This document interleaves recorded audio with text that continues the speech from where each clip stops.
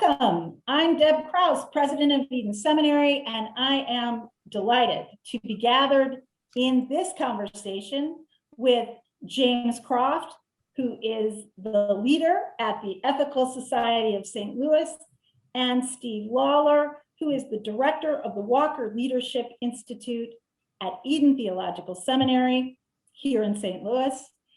And we are coming together to have a conversation as a sort of inaugural moment to be thinking about how we're drawing together a collegium of interfaith leaders, progressive interfaith leaders here in St. Louis for the common good. What we're going to do today is have a conversation about that concept of interfaith collegiality in the progressive religious movement and in progressive religious work and spaces.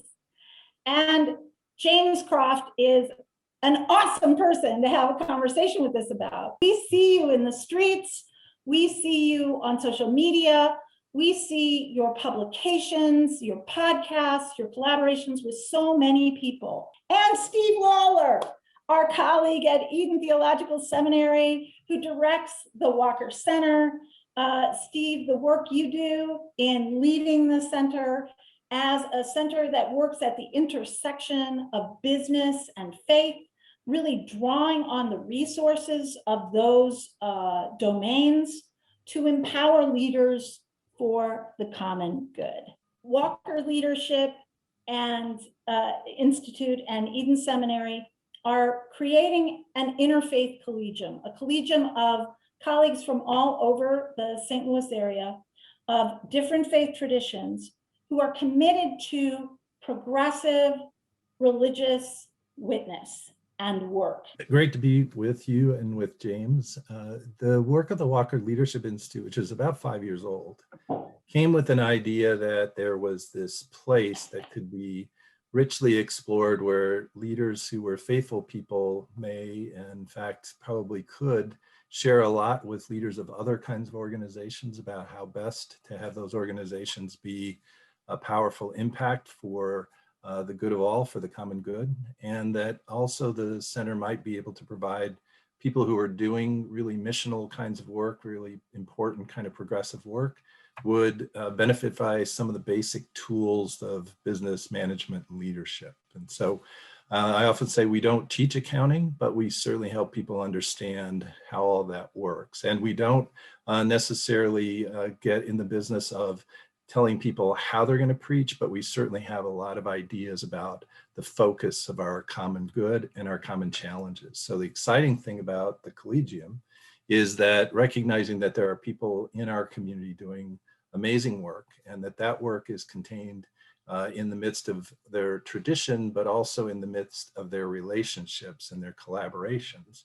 We thought, great idea to see if we could convene a group of people and have those people in the midst of our conversations with them, and then our engagement with the community, be a continued presence and force and activators for the kinds of things that common good and the progressive religious traditions that we represent are most committed to. So, doing the work of really being about racial equity and doing the work about intersectionality and things that are really even, in the last couple of weeks, more clear for us in terms of the variety of ways that violence is enacted on people who are othered and situated, not in a way that we would say is an expression of the common good, but situated in places of oppression.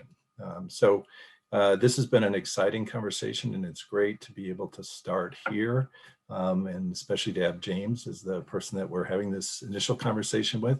And I know, Deb, you have done a lot of thinking about how all of this fits in the kind of larger sense of Eden's mission and purpose. I've been excited to see how the seminary's infused goals, what we call the infused goals that really run across all of our programming, which are a commitment to resisting the kinds of forms of oppression and violence you were just speaking to. We are an institution committed as a part of the progressive Christian movement to resisting white supremacy and all of its intersecting oppressions, racism, sexism, heterosexism, ableism, colonialism, and doing that because we're called to with interfaith collegiality, doing that with people of different faiths, people who may not claim any faith at all,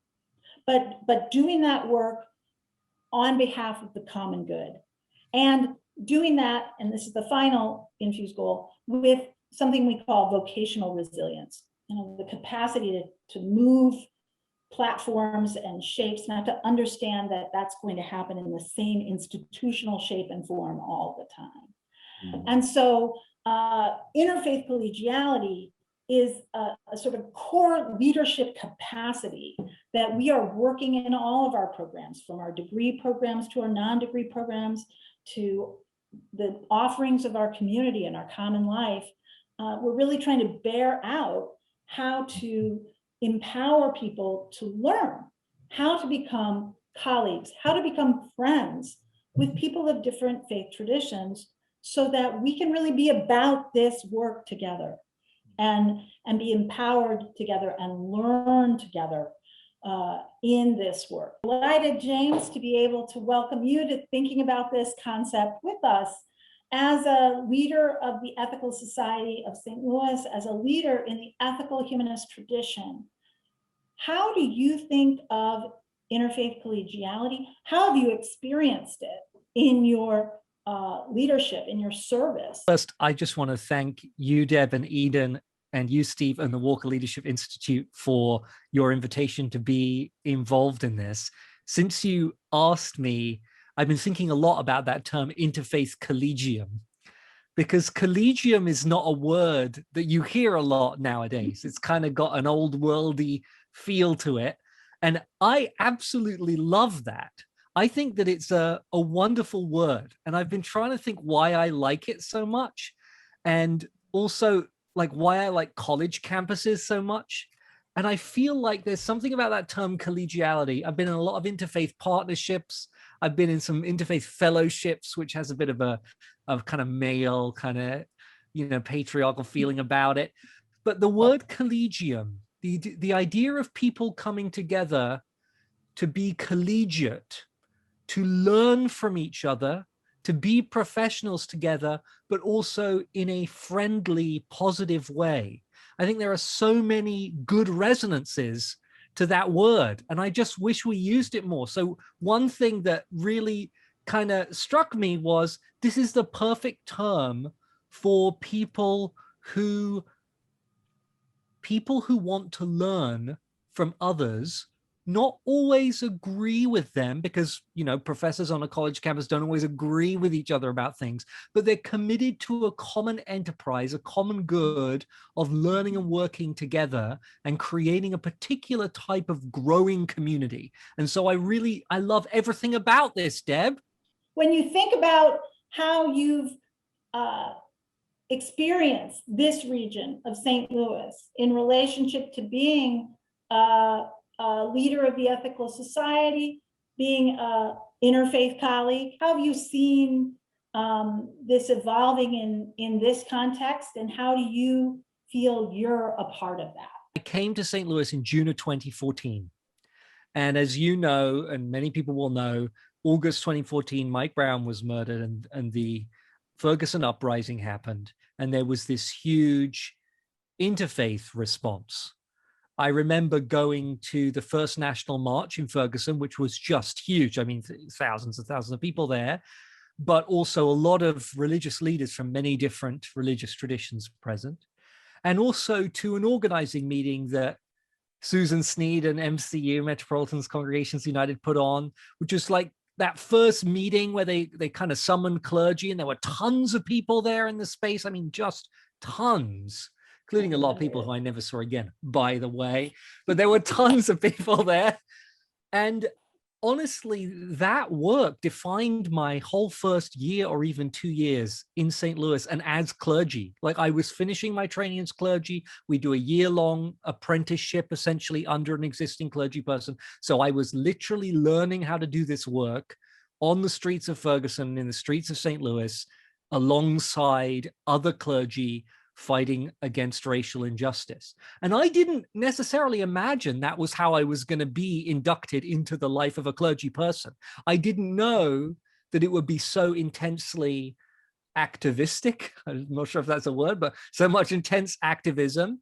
And I didn't know it would be so intensely interfaith, because I had no concept that I'd be thrown into this movement, where we'd be kneeling down and doing prayers in the middle of the street, and stuff like that.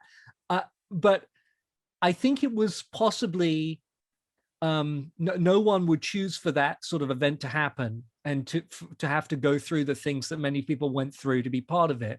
But if you're going to learn how to be a public representation of your religious tradition, your philosophical worldview, then that's an incredibly powerful way to learn, to work alongside people who don't necessarily share all your metaphysical commitments, but who share a common commitment to the common good. I think about how personal that time was, and yet how global. So you talk about that march where there were thousands and thousands of people there, and the purpose was massive, fighting structural racism and how it destroys Black lives, and yet so personal around the life of this young man, Mike Brown. That's such a powerful way to put it. And it certainly matches how I experienced it in terms of just these enormous moments, like the huge rallies and the big march downtown. But also I think of moments when, just after a particularly difficult time in one protest, going back to Rabbi Susan Talvi's house and just sitting in a circle and talking about it. And I'm not Jewish, but for that moment, she was my rabbi, right? And she led me through that and helped everybody present heal. And it didn't really, I don't want to say it doesn't matter what people believe, because it does matter what people believe. And I don't like it when it says, oh, we all fundamentally believe the same thing. That's not true. We do have considerable and important disagreements, but it wasn't particularly significant in that moment because we were there for each other and for a common purpose. And so there are so many of those, as you say, public and private moments. The Ethical Society, an ethical society is a congregation that was developed actually to be an interfaith space in a very particular way, in that we're non-creedal, so we don't ask our members to sign any particular statement of beliefs about anything, or to become a member, you don't have to have any particular theological beliefs or metaphysical commitments or anything like that. But the center of the community is ethics and a commitment to human dignity and to promoting a world in which everyone's dignity is recognized. And initially, the founder of the first ethical society wanted it to be a space where everybody could come together regardless of their religious views. And so it really was, I experienced it as an expression of what I think is the best potential of my tradition. I really felt often that these are people coming together, religious, not religious, many different religious traditions and denominations and sects all represented, but focused on a single cry, which in that moment was Black Lives Matter, but is in another moment is Trans Lives Matter, in another moment it's Me Too, and it can, whatever it is. And I don't know, it has made me think differently about how I do my work within my own congregation as well, because we do tend to become a place where a lot of atheists and agnostics make a community because there's nowhere else for them to go, right? So, and if you are a Christian or Jewish, you probably will find a community that represents that. So over time, we aren't really that interfaith a space in practice, but it makes me think about, well, are we really doing it right? I would like to be a space where you can have everyone come together. So it hasn't just enabled me to think more broadly about how to do the public witness of ethical humanism, whatever that term means in our tradition, but also how to relate to my own community. So it continues to be a formational set of experiences. One of the things I think about this kind of collegium idea is that and you mentioned it earlier, on the same campus, but maybe not in agreement about all things. And so part of this process is going to be us discovering together what are those commitments that we share and have passionate commitments expressed in the work that we do. And so I know that these interviews that we're doing, these conversations that we're doing, will be an introduction to some people to a richer understanding of the particular places and spaces that members of the Collegium come from. And so you've said several things that are really helpful and rich and clear about what it means to come out of the ethical society, the history and the tradition of that. Are there things that you've found as you've had this, sort of dynamic and intense experience of formation in the time of the Ferguson uprising after Michael Brown was slain and all of the things that went on that you found to be even more compelling about the tradition that you inhabit, even more that you celebrate, that you are deeply grateful for as you live in it? People don't think about humanism as a tradition. Many humanists don't even think about that they are entering into a tradition of thought and practice. I wanted to make more humanists aware that this is a tradition. You don't, it's not just, oh, I'm done with organized religion, now I'm a humanist. There is a positive tradition of thought and action there that includes a lot of commitment to social justice work, that actually when you read humanist writings and you read about the history, there are a lot of people who have done some remarkable things. And you find things like, Jim Reeb, who was killed during the civil rights era, who was a Unitarian minister, was a Unitarian humanist minister and a total atheist, right? And he was very open about that. And I didn't know that. And I needed to discover his theology, his atheology, whatever term you want to use, and how he was motivated to even give his own life for a cause, given his philosophical commitment.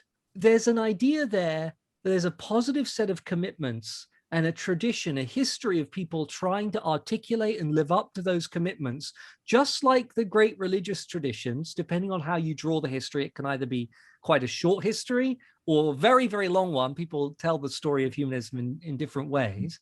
But I feel like one of my roles is to tell that story and say, this didn't just start with, this isn't Richard Dawkins and Sam Harris publishing a couple of books, 10 years ago about why everyone shouldn't believe in God, and that's it. That's even not part of the story. The story is the people who found in themselves, in philosophy, wherever they found it, a commitment to human betterment and improvement that guided their life. And that's really what I want to promote. It's not so much a philosophical thing. It's a life stance and a commitment. We talked about this Collegium as a group of people who have very different perspectives in some ways, but some similar kinds of commitments and experiences. And I'm wondering if there are 3 or 4 things, maybe 2 or 3, that you would say out of your experience, both in the context of welcome to St. Louis and the intense period that was for you,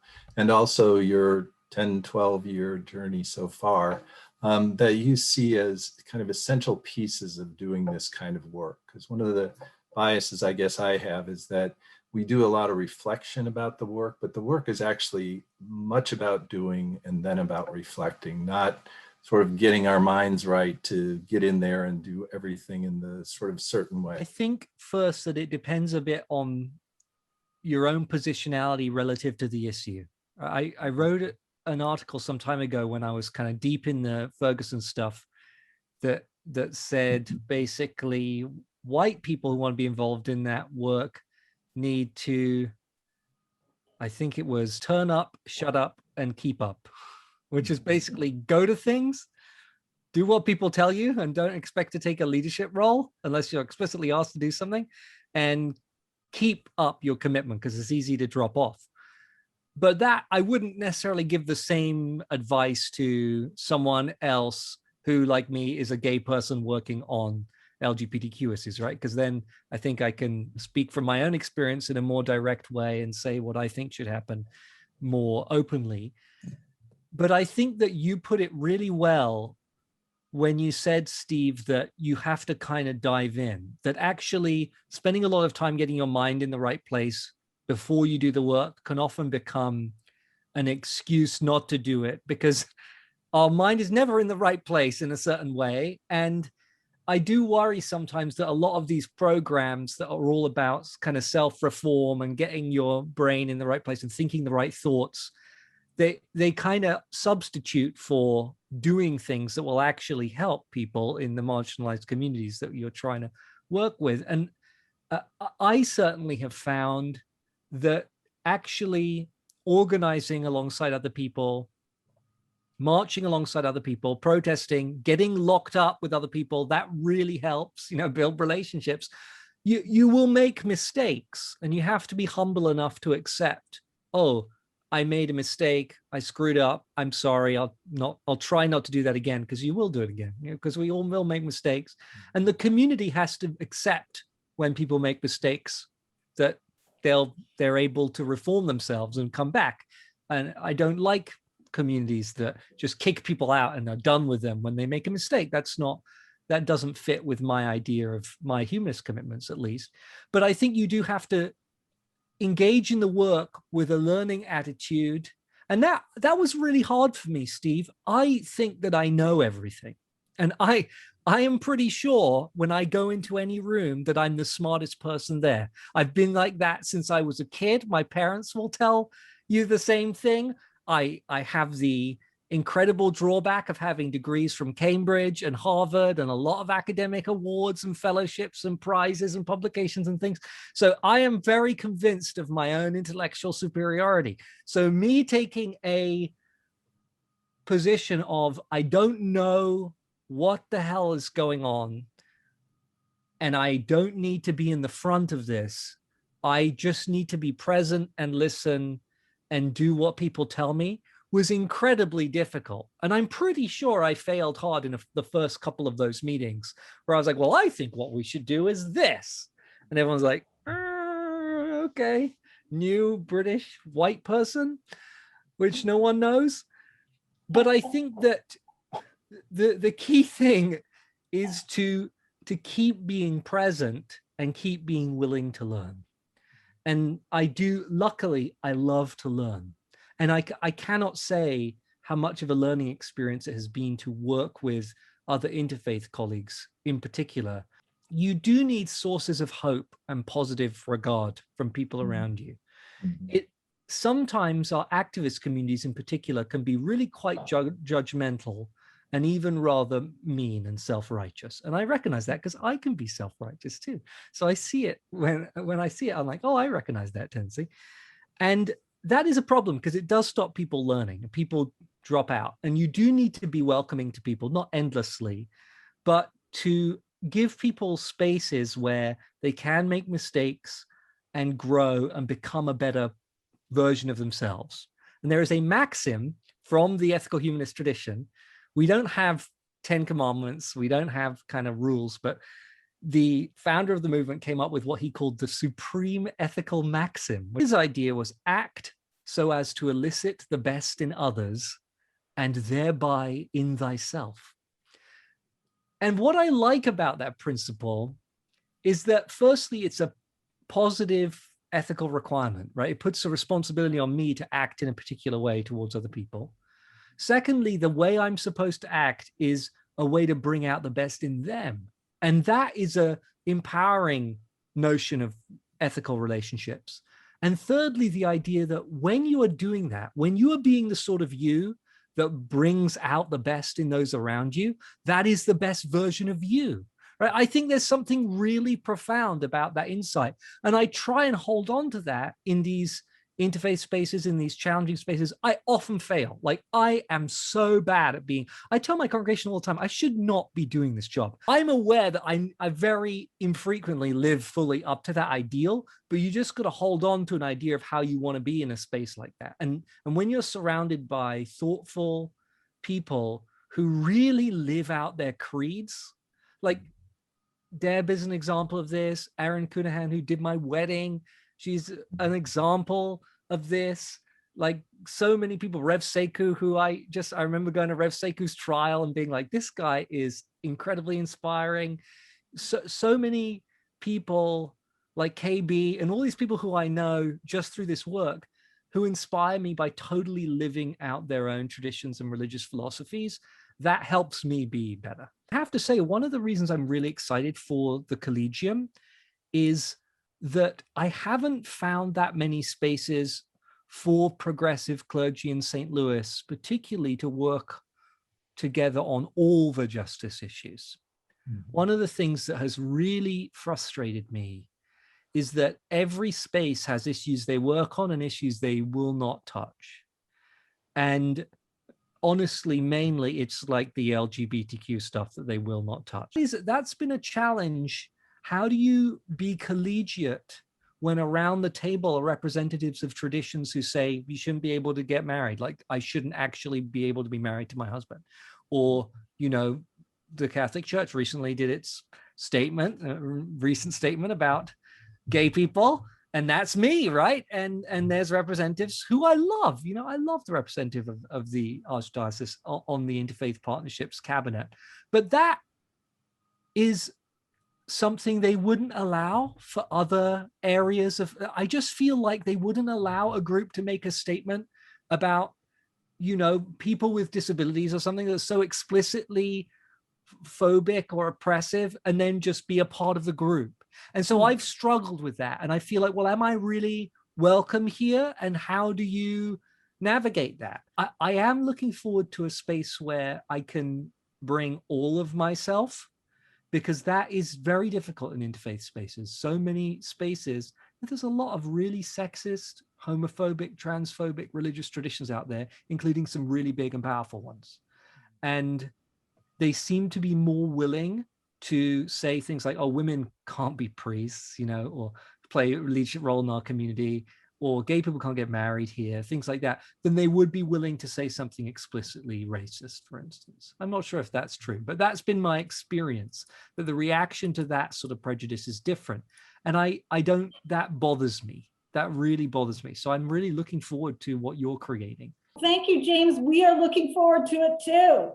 And for the ways, this conversation has sort of initiated the beginning of the Collegium. And I think a couple of things you shared really give evidence to the capacity this space we're creating can have to not only encourage each other and empower each other and learn from each other, but perhaps to amplify and elevate the progressive religious witness and voice. We can be a collegium who can really learn from one another and therefore empower one another with that knowledge to move together in ways to really, what I hear is a powerful second point you've lifted up, or insight you shared, which is that progressive religious leaders have always had a reason to be.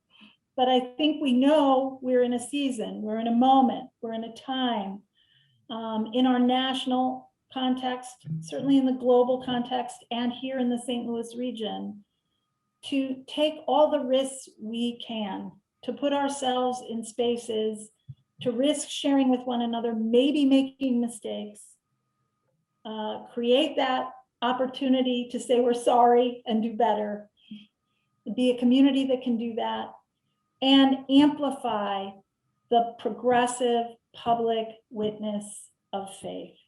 Thank you for joining with us in this conversation, for sharing so richly and powerfully out of your own experience and out of your own tradition and leadership.